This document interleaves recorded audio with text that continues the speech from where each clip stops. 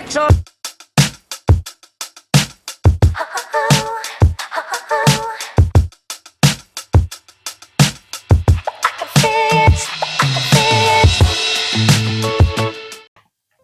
Hello， 大家好啊！喂，藝海白味啊！今次嗱，平時咧通常咧就係呢位主持人多嘅，而我通常就匿埋咗嘅。今次因為唔同咗啊，訪問我哋嘅主播。Hello， 大家好，我係 Magic Winnie 葉小妍，大家好嘛。嗱，點解咁咧？因為咧，阿小妍咧有新歌出啦，咁啊特登又約我哋出嚟做個咁嘅訪問啦。係啊。咁啊，其實嗱都要講講啦。我識阿小妍都應該有冇2年幾3年？應該唔止啊。應該係唔止咯。點解咧？我哋識佢個古仔好奇怪嘅。拍生肖都拍咗3、4年，係啊，點會2、3年？即係事緣係咁嘅。當年咧，因為我哋另外有個朋友咧，叫做威廉直播室，咁就佢就專係會揾一啲 KOL 做訪問噶嘛。係。咁啊，其中有一次咧就揾你嘅。係啦。咁啊，講嘢有古仔喎，知唔知點解啊？嗰時候咧，我哋就話，我同佢講話，我約咗葉小妍做訪問喎。佢跟住咧就抄你啲資料啦。咁啊，佢就話，可唔可以問佢全民巨星嘅嘢啊？咁佢真係咁問我。其實可以啊，冇。我係第一個捉咗佢。因為點解咧？我真係做過一啲訪問咧。有啲嘉賓係唔中意提一啲舊嘅歷史噶嘛，我就真係驚歷史講兩講咧，佢起身走咗就瀨嘢啦。哦，冇問題啊。但係嗰次真係真心，我真係鼓掌。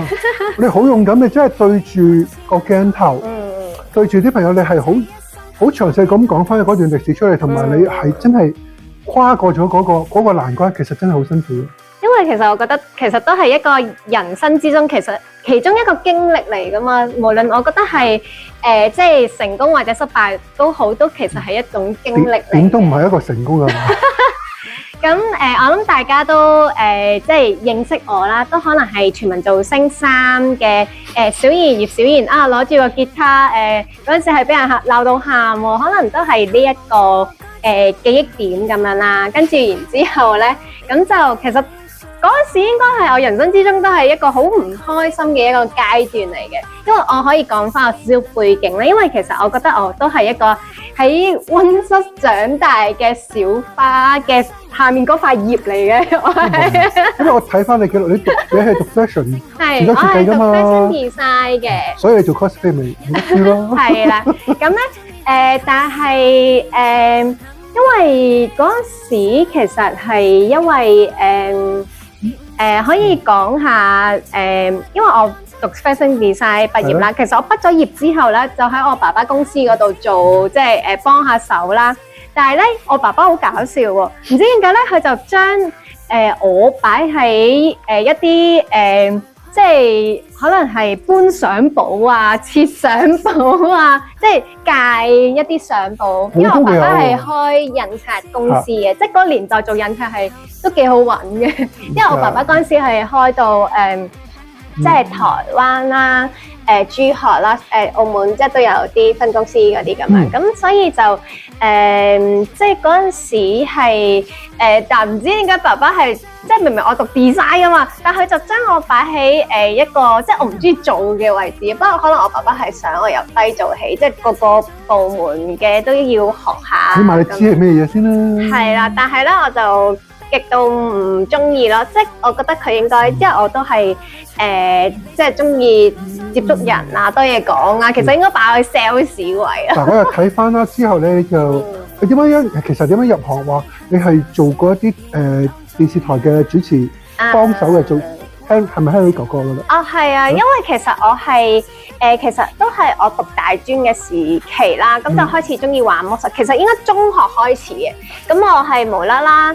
即係好中意玩魔術啦，咁試完其實再細個啲嘅，即係喺我細個咧，我諗好多魔術師都係有同一個經歷，就係細個入玩具反斗城咁樣，跟住就咧見到有個叔叔喺度變魔術喎，跟住就覺得哇好神奇，有隻眼冰冰咁樣，就好想學啦。跟住嗰陣時阿媽都對我好好嘅，佢就買咗 set box set 俾我啦。跟住然之後咁我就即係叫嗰個叔叔教我，跟住即係細個就開始中意魔術嘅。跟住然之後咧，後尾即係都有啲參加嗰啲課活動興趣班嗰啲啦。我記得好搞笑，嗰陣時咧有個即係導師咁樣啦，即係都係一個 uncle 咁樣啦。咁其實我學咗幾堂嘅啫，但係唔知點解咧，佢幾堂之後就叫我去教班咯。係啊，我覺得係非常之神奇咯。跟住同埋咧，嗰陣時我好記得麥當勞係15蚊一個鐘嘅啫。但係咧嗰陣時咧，即係譬如我去教一個班啦，哇已經有3位數字喎，所以我細個咧就覺得好似做魔術係揾到錢嘅喎。唔好再講㗎啦，再講稅務局嘅嘢。係 OK， 跟住然之後咧，咁我就即係雖然中學時期咁就都冇玩咁多魔術嘅，但係咧係無啦啦我讀大專嘅時期，咁咧。TVB 嗰陣時咧，其實係有一個魔術嘅節目，唔知你有冇印象咧？就叫做魔法擂台。咁咧嗰陣時咧就雄心壯志，哇！執晒我所有，仲攞機會嚟咁執晒我所有嘅嘢咧，咁就去參加呢個比賽咁啦。不過都係fail 嘅，我係冇乜比賽完嘅，我發覺。跟住後尾係冇上到節目嘅，但係嗰陣時咧就開始即係就認識咗即係係啦，優度啦，Harry 哥哥啊，呢前輩咁樣之類咁樣，跟住台係咪嗰個咪嘅嗰個？係啊 Magic 嗰個 Albert Sir 咯，認識咗。我仲記得有個女主持噶嘛，好厲害啊，好犀利啊！唔好開名。係啊，跟住然之後咁就即係對，即算係有開始接觸呢一行咁樣，跟住就後尾即係。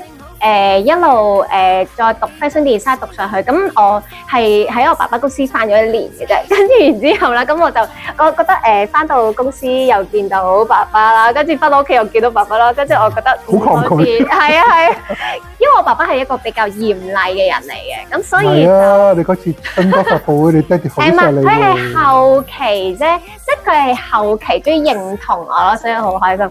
跟住然之後咁就即係咁，我就離開咗我爸爸公司，跟住就自己去即係試下出去打工啊！即係嗰陣時係乜嘢都有試過做，因為我覺得人生應該要體驗多啲啊！有做過教班啦，跟住係乜班都有去喎，畫畫班啊、魔術班啊、氣球班啊，跟住有雜耍班啊、吉他班，即係我好多班種，即係基本上你開得嘅班。你女僕班你都學到教到？嗰個唔係班嚟嘅，係因為我好中意呢個動漫 cosplay 文化啦。跟住咁啱有一間女僕 cafe 招募即係女僕啦，跟住咧我就試下去 in 下，好似好好玩咁喎。因為我都係諗住即係因為其實我絕對唔係去賺錢嗰啲咯。跟住之後我諗住去體驗下。要講啊，佢真係試喺我蛋包飯度落法術咁樣。係啊，冇咁樣。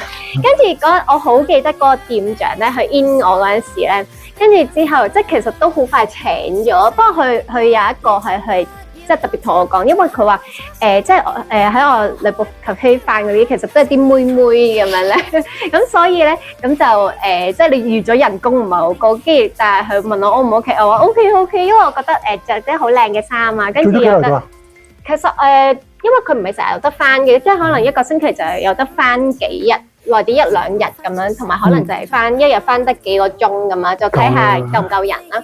跟住然之後咧，咁就翻得都有咁樣翻咗1年度嘅，但係係啊，跟住然之後咁啊，哇係好開心好好玩，因為我係自己係好 enjoy 呢一個工作啦，即係我係最中意就可以着套好靚嘅衫啦，然之後咧同主人簽婚，好啦，主人我哋一齊簽婚，我哋整新衫，妹嬌咁樣。我淨係想食個蛋包飯啫，你搞咁耐啊！同埋嗰陣時最好玩咧，就係整女服責任咯。我哋係即係學沖嘢飲啦，但係咧我嘅廚藝又比較差。跟住我哋有留意住小賢嗰啲餅咧，都會有。唔係而家好咗好多啦，跟住咧係啊，而家真係好咗好多啦。跟住然之後咧，嗰陣時係玩到咧，即係咧杯飲品啦，即係會加啲冷飯、跟啲茄汁擠落個飲筒裡面啦，之後加啲綠茶粉扮發毛咁樣咯。我覺得係即係女僕 cafe呢個工作係勁開心、勁好玩。間嘢仲喺度啊？已經唔喺度啦。唔好啊！嗰陣時店長好慘噶，佢嗰陣時咧要還債，因為佢嗰次真係膽推粗開咗。哦，係啊，不過唔講啦嗰個。跟住咧，係啊，跟住店長都好努力啦，咁樣。跟住之後，咁我哋即係因為嗰陣時咧翻女僕咖啡咧就真係太低人工啦，係後尾落去派傳單先高少少嘅，咁所以後尾就都有諗過自己嘅人生點樣行咧，即係會唔會再試下翻一啲即係可以高人工，因為我18歲嗰陣時，我老豆已經冇俾錢我啦，咁我開始即係淨係靠嗰份啦，我覺得好似有少少唔夠收入啦，因為我都大細。咁我又問一問翻你啦，咁你由幾時開始嗱？因為我哋叫做出道啦，你點樣去揸住支吉他出去開始做為自己打個名堂出嚟啦？因為嗱魔術師嗰度其實你話我中學開始已經有個魔術師嘅底㗎啦，咁但係歌手呢條路你係點行翻出嚟嘅咧？就係咧翻女僕咖啡嗰時咧，咁咧佢話落去派傳單咧會高人工啲嘛，跟住我咪攞埋個吉他落去彈住，咁應該人哋咪自己走過嚟，咁我咪唔使派咯，即係佢哋走過嚟就派啦，跟住派完攞完先可以聽我唱歌㗎嘛。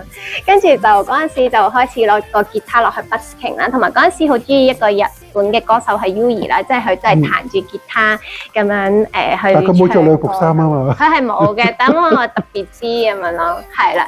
跟住然之後咧，咁就嗰陣時就開始即係有我嘅開始 busking 咁樣咯。跟住後尾咧就即係如果講翻同魔術啦，跟住未話翻女僕咖啡嗰時咧，就開始唔夠收入，因為太低人工。跟住後尾咧就其實經朋友轉介紹之下咧。咁就其實咧係做過一啲係唔關我興趣嘅事，就係翻物業管理啦，係啦，即係你而家翻嗰啲啦，係啦，係好靚嘅，係做物業管理。跟住然之後咧，嗱我都好叻㗎，翻咗1年嘅，但係嗰陣時我就做區部嘅，因為我嗰陣時都睇旺角9棟嘅。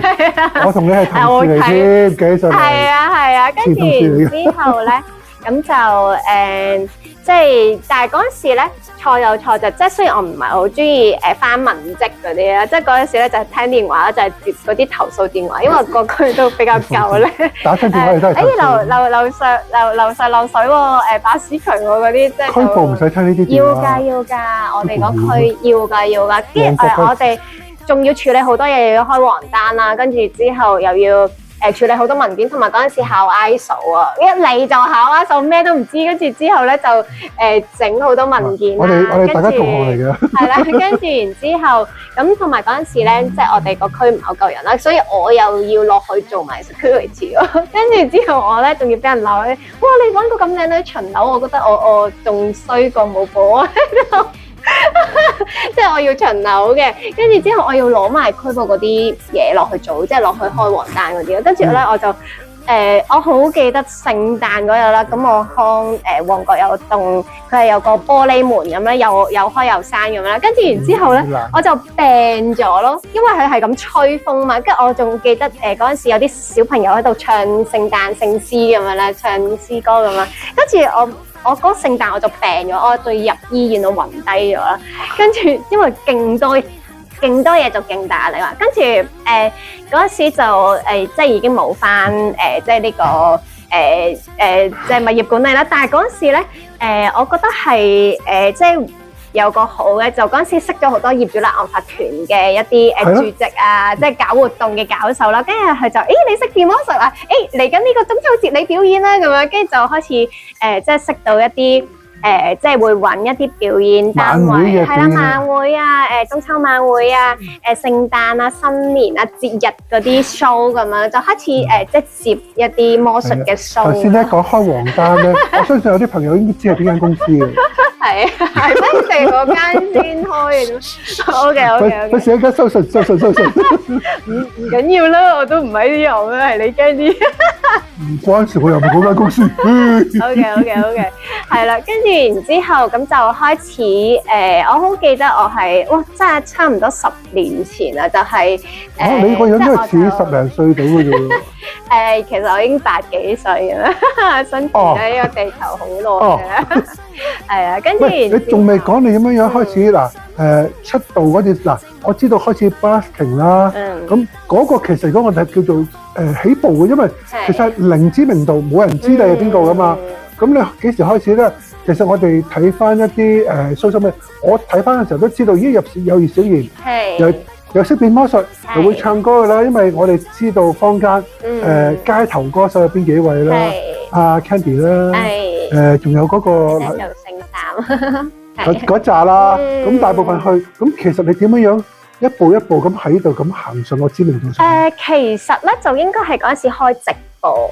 因為嗰陣時都有喺都幾個平台啦，即係我諗應該都試過喺5個台嗰度直播啦，即係基本上有嘅平台我都玩過晒。17啊嗰啲啊。講得㗎，咪開頭係 Wolf 㗎，或者睇下我幾耐年代之前，跟住有8 Battle 啦，跟住之後有17啦，跟住 Upline 啊，Bigo 啊嗰啲都其實好咁多個平台都玩。Bigo 而家都仲有，不過我都離開咗㗎啦。跟住你有百幾歲啦開始。係，跟住然之後咧，嗰陣時其實全民造星呢個節目其實都係啲觀眾叫我參加，其實我都冇諗過參加，因為我覺得自己完全唔係啲比賽嘅料。跟住因為嗰陣時又係㗎，嗰陣時我係即係考試咧，即係成日我都係會爆自己會考年代咧。我係會考同 DSE 雜界嘅，其實我跟住我都係考試嗰陣時係差啲，跟住我老師同喂，你平時分好高分，因為我平時咧，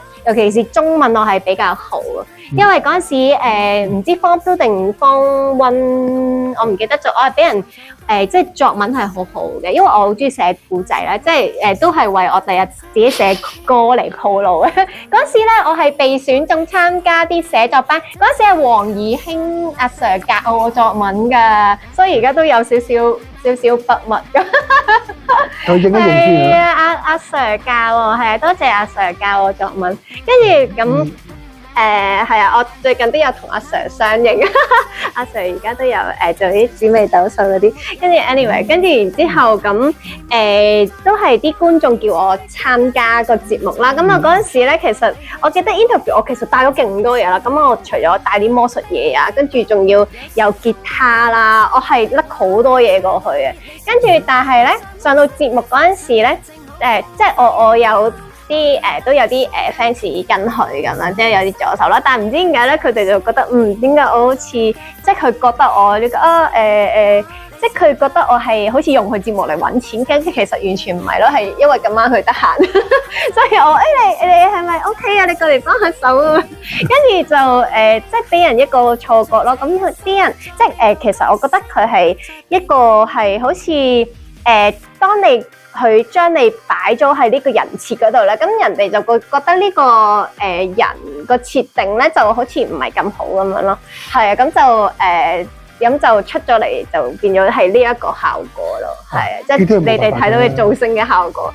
係啊，咁其實即係私底下其實都冇乜嘢嘅，即係譬如之後花姐啊，即係我記得 off cam 之後咧，花姐係話你要喊，你攬住我喊啦，即係其實佢都好好人嘅。譬如之後喺啲電影展見到阿彭導啊、彭秀慧咁樣，即係其實我話彭導你記唔記得我啊咁樣，跟住之後我話其實你記唔記得你嗰時咧即係咧我都有啲唔開心，跟住係好小事咧，其實可能佢講咗咩都唔知，即係係啦，佢都唔記得咗啦。所以其實咧，我嗰時我仲擺咗喺呢件事喺個心擺咗好耐，其實人哋已經唔記得咗，所以我就後尾就學到，其實呢件事即係已經係一個人生之中好細格嘅事咯。所以我而家睇翻有呢個經歷，其實都唔錯嘅，即係我成日都我就咁講啦。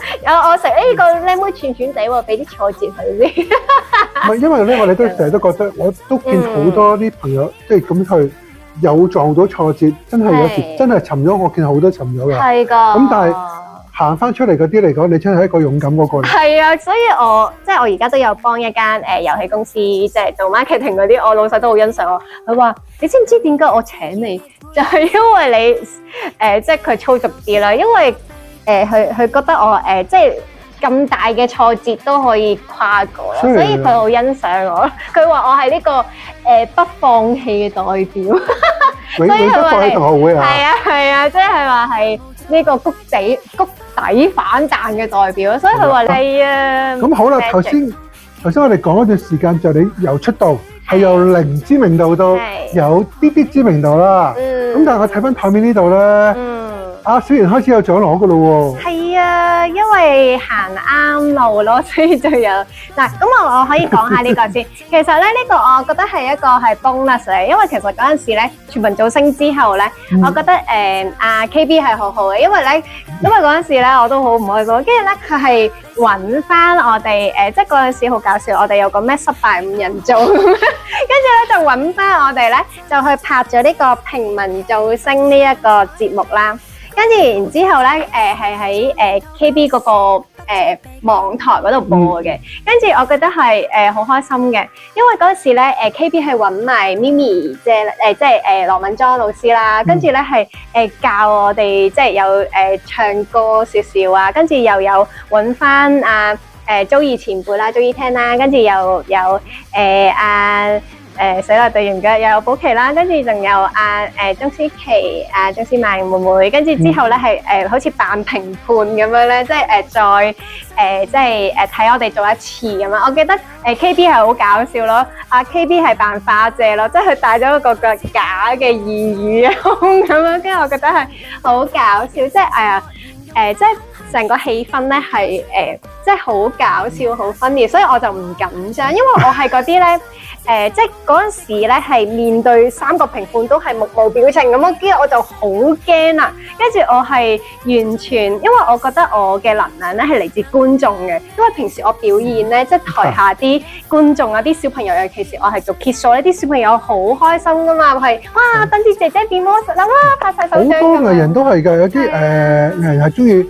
下邊嗰個 energy 俾咗你之後，你就會化㗎嘛。所以我係好中意日系文化嗰種咧，佢哋仲落力過我咧，即係佢哋嘿嗰啲啊，我係勁中意嗰啲。舞台劇一樣咯，舞台劇一樣，你見到下邊嗰個，如果下面啲人真係好靜好焗咧，你前面嘅。做咧，你係冇乜興趣做戲嘅。係㗎，所以我覺得觀眾係俾到好大嘅能量俾我咯。咁所以我係嗰次即係平民造星嗰度，我係玩得好開心咯。即係成個即係成個人都係好放鬆啦。跟住又再做多一次啦。跟住嗰陣時即係佢哋俾翻我嘅評語，哇！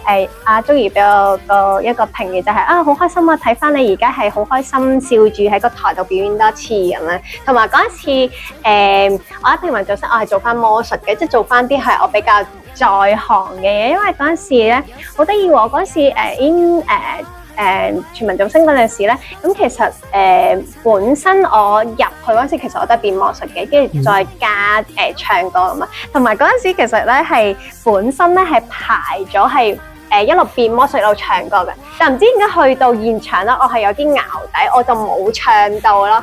我係齋變啦，跟住係阿彭導咧，佢就俾我一個評語，佢話我係似啱啱學魔術嘅港姐咯。都好嘅，係有港姐，即係證明我都係靚嘅，即係畫面上係靚嘅。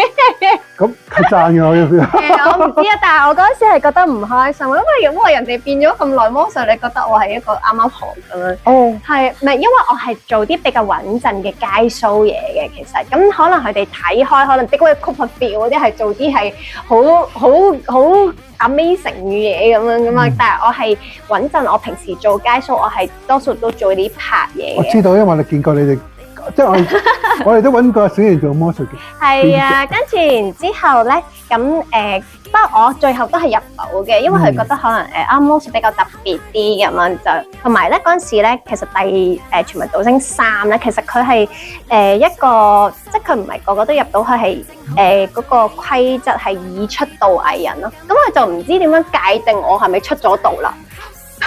我俾你入圍喎。係啊，咁係咪即係覺得我係出咗道？因為我嗰陣時我已經係喺各大嘅大小小 show 都有表演啦，即係康文署嗰啲啊，跟住啲酒樓 show 啊，即係社區會堂啦，跟住即係好多唔同嘅，譬如Sky 100啊酒店啊，即係科之神嗰啲都有表演過噶啦，即係咩台都踩齊，係啦，即係咩台都係有，即係 high class 又有，即係幼稚園啊，各大專院校啊，中小學啊，即係大專嗰啲都已經即係踩晒咁多個台，咁所以佢就可能就係咁啊，俾個機會你啦，又特別啲，又啲魔術咁樣。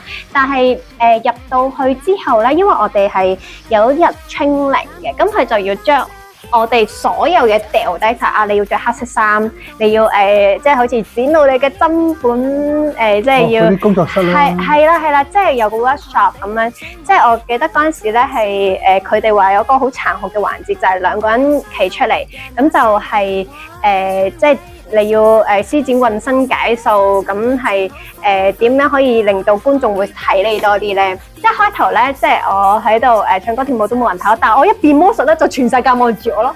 但係唔知點解嗰陣時咧，即係有個導師喺度叫我，你唔好變魔術咁樣。跟住我話嚇，點解唔好變魔術？跟住後尾，所以點解入 P1 嗰時啦，我就冇揀到魔術嘅，咁我就揀彈吉他唱歌咁樣啦。跟住然之後咧，咁但係我覺得因為我喺度諗啊，死啦！我會唔會呢彎係最後一個即係可以表演自己嘅地方？所以我嗰陣時咧點解會變一個僻嘅魔術？就係因為我想點都想加少少魔術元素落去啦。但係因為我手頭上冇任何嘢嘛，我淨可以變到呢樣嘢嘛。跟住我咪變呢樣嘢啦，跟住就變咗要練翻個。你上一次話齋，佢每一次嗰個噴火魔術咧，我係見過2次嘅，2次咧。係啲人食餐又會嘅食，係啊，係一定望啦咁大火，咁所以嗰陣時我就其實係揀咗吉他自彈自唱嘅。不過嗰陣時我好明顯揀錯歌，我竟然揀咗首好 rock 嘅歌，我揀咗 Avril Lavigne 嘅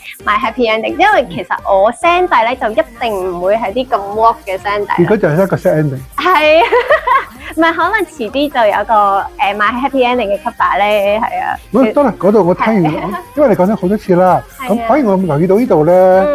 即係應該係2022啦，係，即係2024啦，係。咁而家嚟緊呢個係2026喎。就有呢個啦。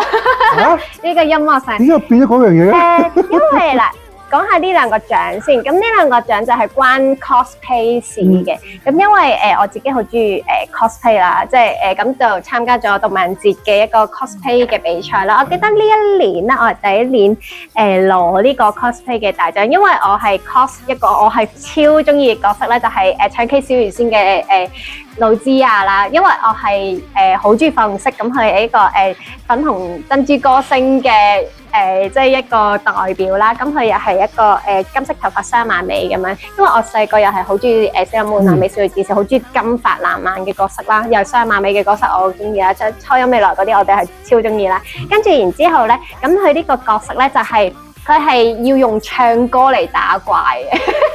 因為咧嗰啲敵人咧係聽到個女主角唱歌之後，就會揞住隻耳，好辛苦啊咁樣。應該幾好聽啊！係啦。所以咧，可能唔知評判啊嗰啲即係覺得呢個角色係好襯我，同埋嗰陣時咧，我係有少少自嘲嘅元素嘅，即係我係將卓韻芝嗰個唔好啦，跟住係 key 我上個會展嗰個勁大嗰個熒幕嗰度咧，跟住可能嗰啲評判都有少少欣賞我呢點咁樣。嗰時我哋嗰時都開始入去做採訪，係。嗰時我哋開始想，其實想揾下小人做我哋嘅主播之一。係啊，跟住然之後咁後尾即係我真係有演唱翻佢首主題曲啦。跟住然之後咁就最後真係贏咗個人氣獎，咁咧都係要多謝咁多位嘅觀眾投票啦，多謝我嘅 fans 投票。呢個就犀利啦！呢個我哋開始入去採訪啊。呢個咧係好搞笑嘅，我係拉埋我個拍檔一齊嘅，其實佢係臨時拉夫，其實佢係被逼參加，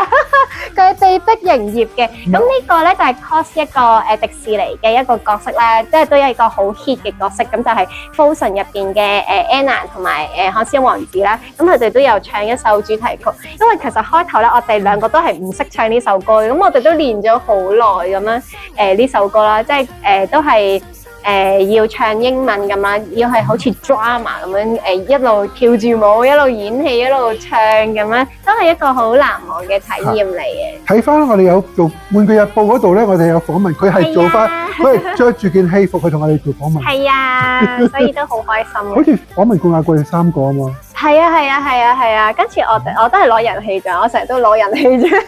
嗰屆係咪？嗰屆唔係阿東雲係嗰屆嚟嘅咩？好似就係啦。我俾人捉入去，因為有東雲所以我入咗。我唔覺得唔見咗你啦。係。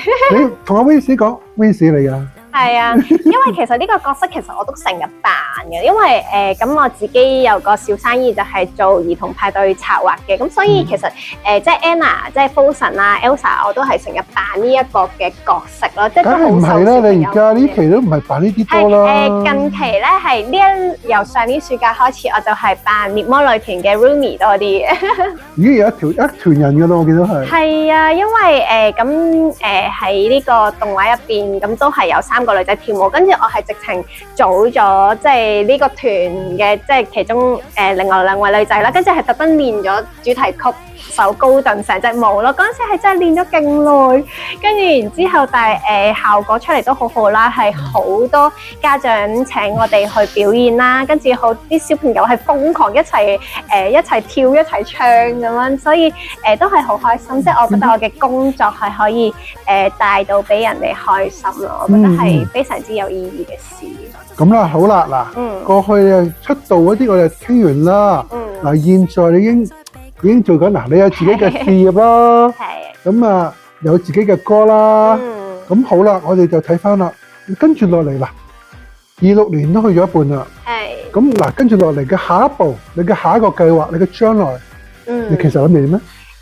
其實咧，我心底裏面有個少少嘅願望咧，即係多數夢想係會俾人笑啊。其實我細個咧係中意想，其實我細個咧係中意想做歌手咯，因為我細個咧係我細個睇好多演唱會，我細個勁中意睇濱崎步演唱會，我覺得佢嗰個即係佢喺個台度啦，喺度唱歌啦，帶住成隊 band 隊啦，跟住佢俾人嗰個感染力係非常之強啦。所以點解我係好中意聽日文歌，好中意唱日文歌啦。跟住同埋細個有睇好多 Twins 嘅演唱會啊，有睇好多Kelly 嘅演唱會啊，千嬅嘅演唱會，即係我係中意喺個台咁樣即係去整自己嘅歌，因為其實我係中意寫歌啦，即係因為我自己都有本簿仔，我係好中意寫故仔，因為我以前中學嗰陣時咧，我係已經咧有即係整嗰啲漫畫嗰啲啊，即係自己寫故仔，跟住我係俾我啲同學睇啦，跟住我啲同學喂仲有冇啊？下期咧，下期成日追我下期咁樣，咁所以我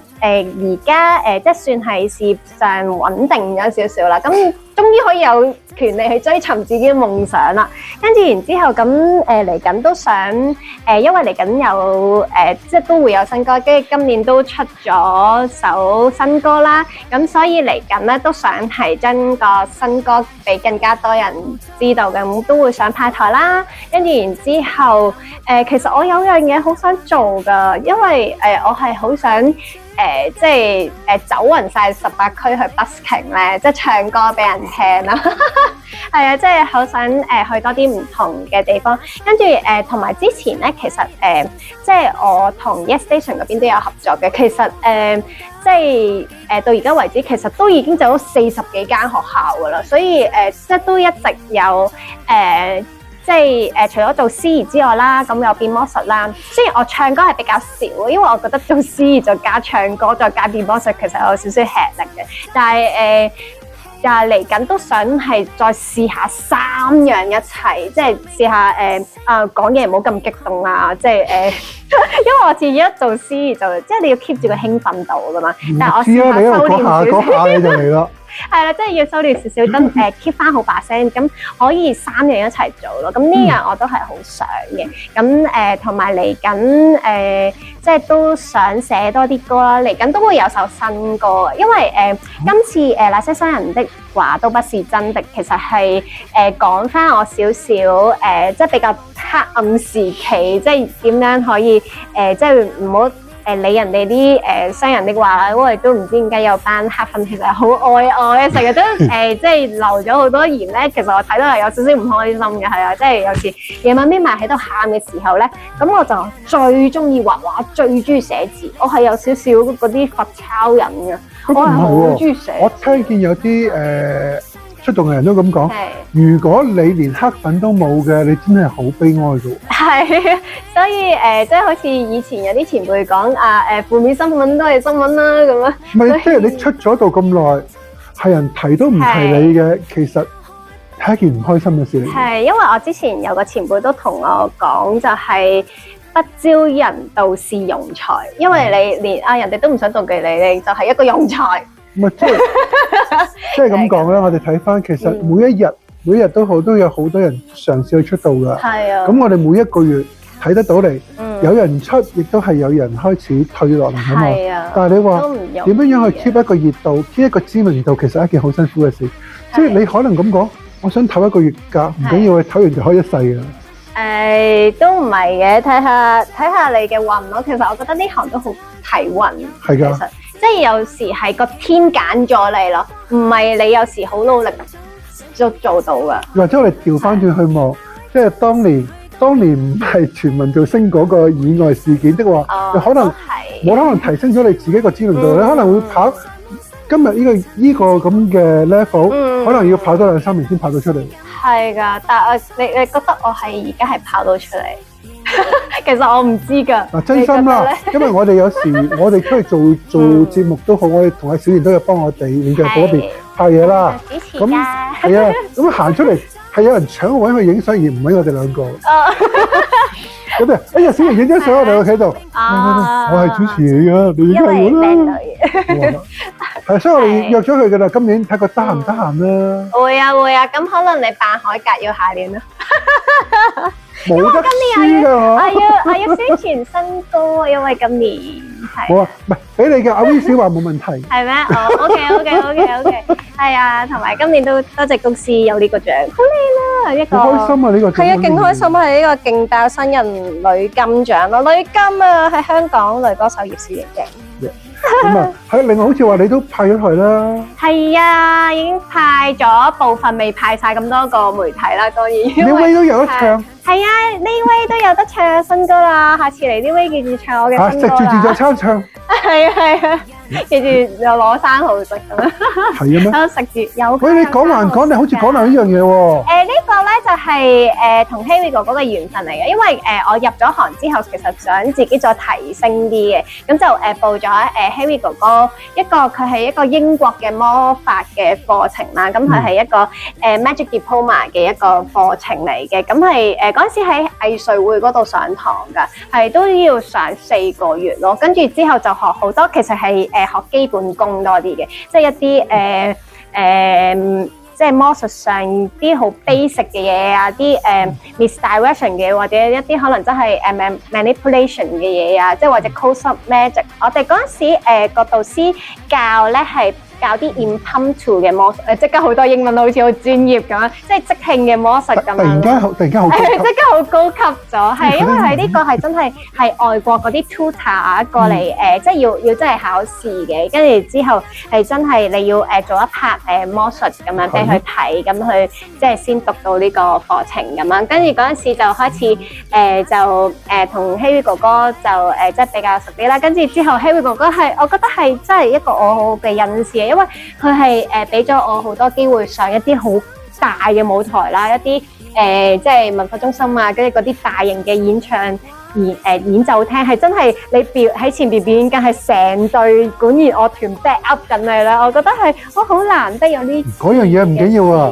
你網上面嗰度，你發覺呢個舞台上邊係會有堂座上面咧有超等嘅人望住你。係啊，即係佢真係2層成個 theatre。即係你睇演奏廳就唔同嘅演奏廳咧，係除咗有排位之外咧，係上面仲有人睇噶嘛，有超等位噶嘛，好鬼好玩。所以就即係都係一個好難得嘅經驗啦。跟住之後Harry 哥哥而家返咗喺香港電台嗰度啦，跟住佢都有帶我入去參觀下，跟住又跟佢又拍咗一啲節目咁樣咯，所以我覺得都係一個好好嘅體驗嚟咯。嚟緊即係你話齋已經知道你嚟緊嘅會有新歌出啦，會試一啲新嘅方向啦。係啊。咁自己有咩目標先而家？其實我係想喺因為最近自己研究好多一啲靈性上面嘅嘢，因為 Harry 哥哥其實 Harry 哥哥都係嘅，因為我第一次同即係一個大人講，因為我開頭咧成日覺得我呢樣嘢係一個好小朋友嘅嘢啦，或者我同人講，人哋會唔會覺得我係一個怪嘅人咧？即係但係我第一次係同一個即係大人講，跟住竟然佢係有共鳴，不特止即係佢話你係 Starseed 嚟喎，即係一啲星際種子嚟，即係我可以之後可能開個 topic 係講呢一樣嘢，即係佢可能係有少少涉及一啲New Age 啊，或者係一啲即係一啲冥想。我有個朋友個 studio 可以開節目俾你嘅，你係啊，跟住係一啲關於一啲靈性上邊嘅嘢咯。咁我又想即係遲啲睇下有冇其他節目。你真係夠唔夠時間？你夠唔夠時間分配啊？其實係極度唔夠嘅，因為最近自己係反而想養好個身體先，因為你即係我老豆成日都講，哇你最緊要嘅咩？最緊要身體健康。即係如果你身體唔健康嘅話，咁你前邊有錢你都得唔到咯。即係我老豆都叫我你養好身體先啦。即係你成日即係又唔食嘢啊，即係三餐唔定時啊，跟住又瞓得勁少啊嗰啲。因為我成日即係我諗我都算係啲工作狂嚟嘅，即係我係唔可以俾自己得閒，即係我覺得我一得閒咧就好浪費呢個人生，因為我覺得人生短短3萬天咁短時間喎，跟住你扣除嗰啲食飯啊、瞓覺嗰啲時間，你得翻唔係好多嘢，所以我好想睇多呢啲個世界。唔係你有幾百歲㗎啦，唔驚。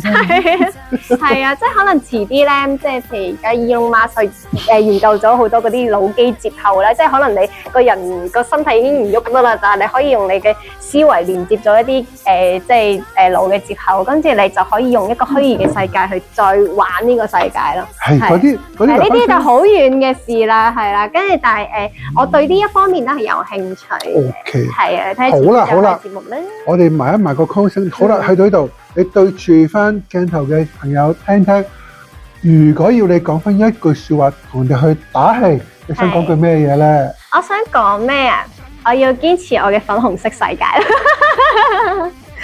所以今日就呢個粉紅色界。點講咧？都係嗰句咯，人生短短3萬天，就睇下你唔好介意人哋嘅眼光，因為我就係之前就係好在意人哋嘅説話，即係可能人哋話你一句即係好搞笑嘅，因為有時我屋企人都係我啲黑粉嚟嘅，即係我做啲咩咧，佢都覺得。啲人唔得嘅喎，嗰樣即係佢話你做唔到㗎啦，哎呀你顧好自己先啦，咁樣嗰啲咁樣。但係我就係用我嘅努力同行動證明睇，因為我做到，我將我個獎擺喺我老豆面前啦。跟住我老豆咧呢排對我勁好啦，又煮嘢俾我食啊。唔係反你扮眼嗰啲啊？唔係啊，佢開始支持我啦。即係我有時之前去沙灘音樂節嗰啲，佢都有幫我影相啊。係啊，佢親自過嚟幫我影相啦，勁好。死啊！啲地方係啊，但係佢都特登過嚟幫我影相啊。咪好咯嗱，即係證明咗一樣嘢，你係證明咗自己先啊嘛。即係唔係話我唔得，我做到。係，因為可能即係我哋即係中式家庭嘅教育咧，即係外國係會成日讚你嘅，但係即係傳統嗰啲中式家庭教育就係即係鞭撻。係啦，覺得你唔得嘅，你係垃圾嚟，你係廢柴嚟嘅，所以跟住咧所以我就某個程度上，我係好想證明自己，所以我要同自己講，我要好叻，我要做好多嘢咁啊！即係佢係證明自己嘅，但係又俾我做到喎咁。係啊，所以就好招積咯，而家個樣，好招積啊！唔係，收斂咗啦已經，收斂咗少少。好啦，不過都要對自己有信心。嗱，講呢度都要提翻大家，通常都要講嗰幾句噶啦。即係你嚟講下啦，係啦，所以大家就要 like 啦，要訂閱呢個 channel 啦，同埋要 subscribe 我哋啦，同埋記住留言分享出去。咁我哋咧下次咧就有更多嘅精彩節目啊！問多一個問題啊！係你個 channel 叫咩名話？我個 channel 我開始會營運翻啦。我個 channel 其實係叫慢動作研究所嘅，但係都係一個葉小妍嘅 channel 嚟，係好多唔同元化嘅嘢嘅。係啦，咁就大家記住 like 我嘅 subscribe 我嘅 YouTube channel 啦。嚟緊應該會擺翻多少少啊！我唔可以再因為個 like 數冇人睇我就唔拍咯。其實我都會覺得會有人想睇嘅，即係可能好耐之後由我而家做生日會嗰啲小朋友咁細個，咁佢哋會成長噶嘛，咁佢哋長大咗就可以睇啊！即係擺喺 YouTube 入片，永遠都會喺度嘅。遲啲有個爸爸係咪？我細個就睇你噶啦咁啊！係啊！我諗我60歲都係咁嘅嘢，因為我媽咧都係我媽成日都，你睇我啲皮膚仲好過你，但係我媽60幾歲啦。係啊，佢個樣係勁後生咯，所以我諗我60歲都係咁嘅嘢。下次我要訪問你媽咪。係啊，要。好啦，多謝大家收睇先啦，唔該晒你。拜拜，下次見。